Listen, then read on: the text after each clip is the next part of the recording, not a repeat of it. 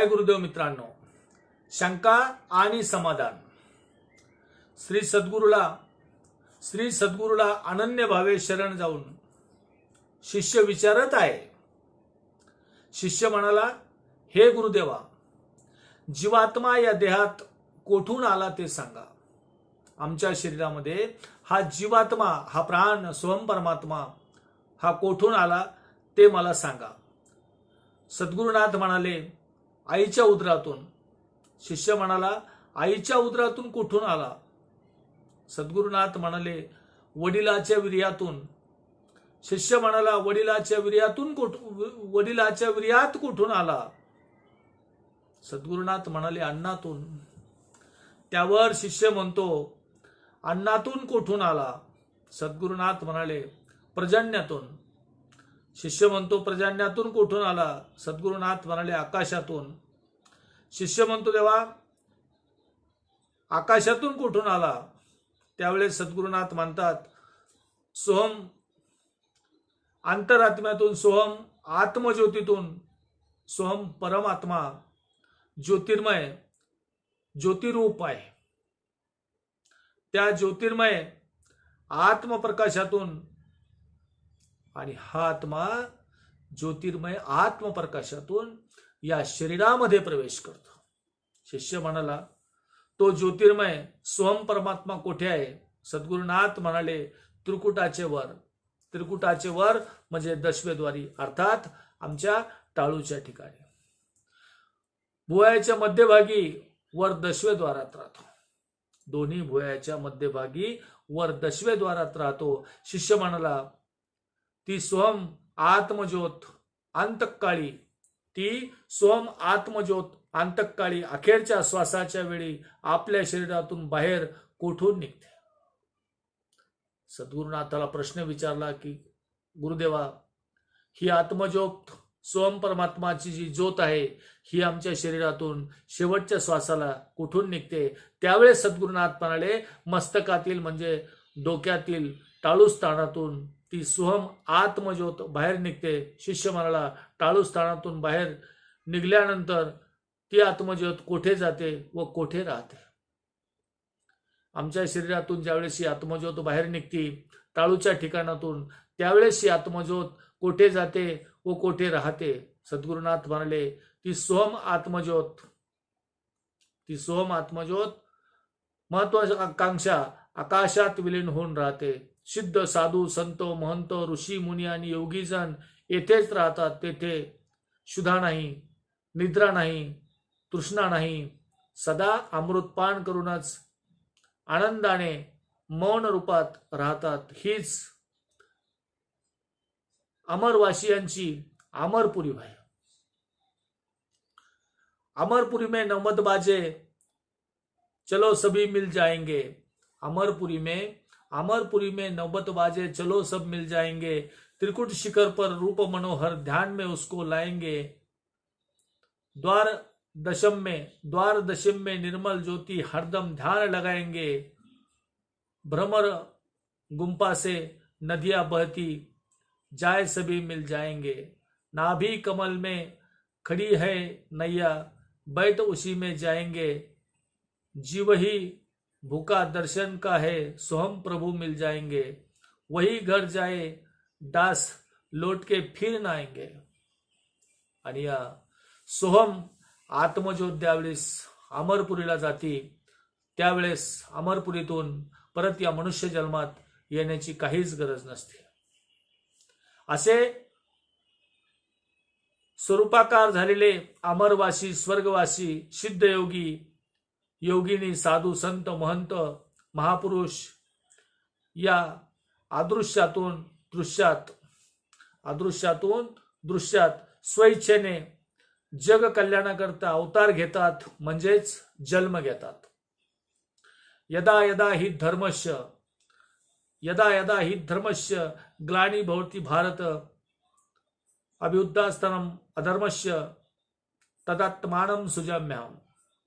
श्रीकृष्ण अर्जुनात सांगतो, हे अर्जुना, जेव्हा जेव्हा धर्मग्लानी होते आणि अधर्म बळावतो, तेव्हा तेव्हा मी स्वतःच मानव लोकात मानव जन्म धारण करतो परित्राणाय साधूनाम विनाशाय दुष्कृतम धर्म संस्थापनार्थाय संभवामी योगी योगी.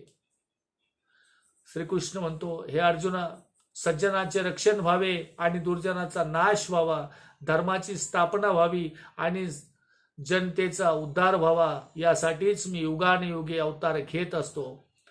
तुकाराम महाराज मोठं गोड सांगतात, अवतार तुम्हा धरावया कारण उद्धारवया जन जड जीवा.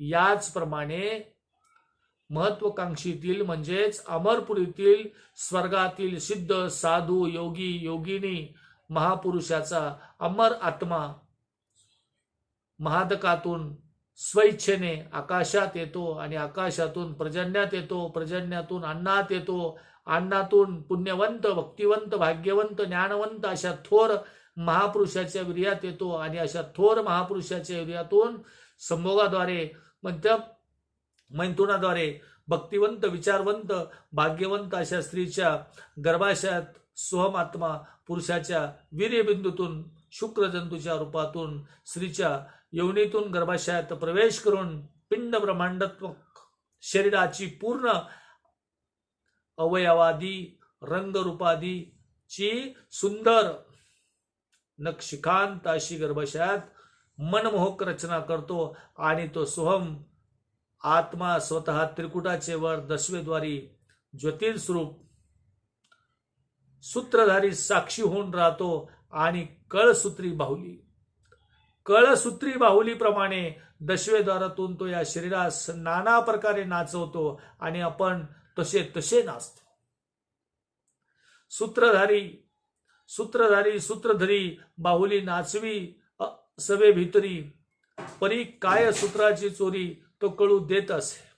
श्री सद्गुरुनाथ म्हणाले, बावसा, तू माझ्या आईच्या उदरात 9 महिने असताना गर्भ कारागृहातून सुटका करून घेण्यासाठी तू अहर्निशी सोहम सोहम सोहम असे सतत सोहम चिंतन अर्थात आत्मचिंतन केलेस. या सोहम चिंतनाने आत्मचिंतनाने तुझ्यात आत्मबल आले, सोहम प्रभूला तुझी दया आली आणि तुझी गर्भ कारागृहातून सुटका झाली म्हणजे तुझा जन्म झाला.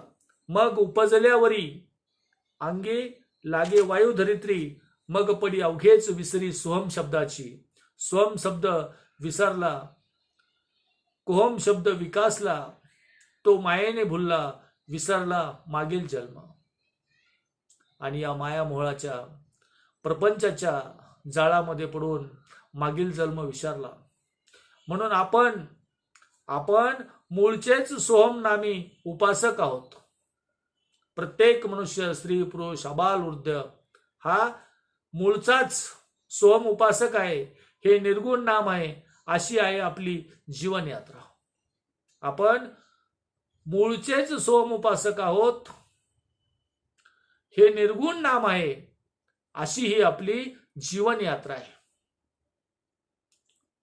जो घडवी तुझ्या देहाला का विसरून त्यासी गेला, गर्भी असता जपसोहमचा निशिदिनी घोकत होता, बाहेर काढी आतून मजला सत्वरी देवाता, ना सोडी तुझ्या ध्यानाला का विसरून मजसी गेला, क्या सोडी तुझ्या ध्यानाला का विसरून त्यासही गेला, बाहेर येता सोंबुल्लाशी लागशी कोहम ध्याना, माते संगे लढीवाळाने खेळ ही खेळून नाना, स्तनपाणी गुंगून गेला का विसरून त्याशी गेला, जो घडवी तुझ्या देहाला का विसरून त्याशी गेला, प्रौढपणी तू संसाराच्या ठाई तन्मय झाला,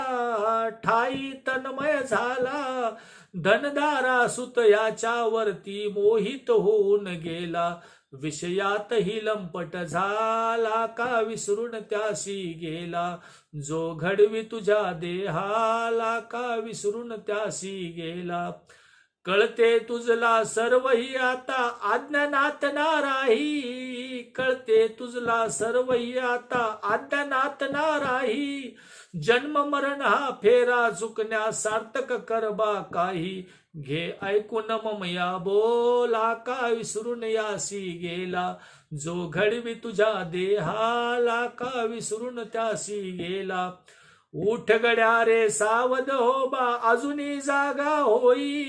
उठ गड्या रे सावध हो बा अजूनी जागा होई. संजय म्हणतो ऐकून घे बा शरण गुरुला जाई. जो जा मिळवी अमर पदाला का विसरून त्यासी गेला. जो घडवी तुझ्या देहाला का विसरून त्यासी गेला. जन्म झाल्यावर सोहमचं ध्यान आमचं खंडित झालं. आम्ही कोहम भावात गेलो आणि पाहता पाहता या संसाराच्या मायामोहात गुटून इतकं गुरफटल्या गेलो की शेवटी आमचा मृत्यू होतो. तरीही आम्हाला ईश्वर भक्ती, आत्मज्योतीचं दर्शन, सोहम नाम हे मुळीच कळत नाही. ते सोहम नाम कळावं, आमच्या या जीवनाचं सार्थक व्हावं आणि हे सार्थक होण्यासाठी अनन्य भावे सद्गुरूला शरण जाऊन गुरुमुखातून सोहम नाम जर प्राप्त झालं तर या जीवनाचं निश्चित रूपाने कल्याण होतं. जय गुरुदेव.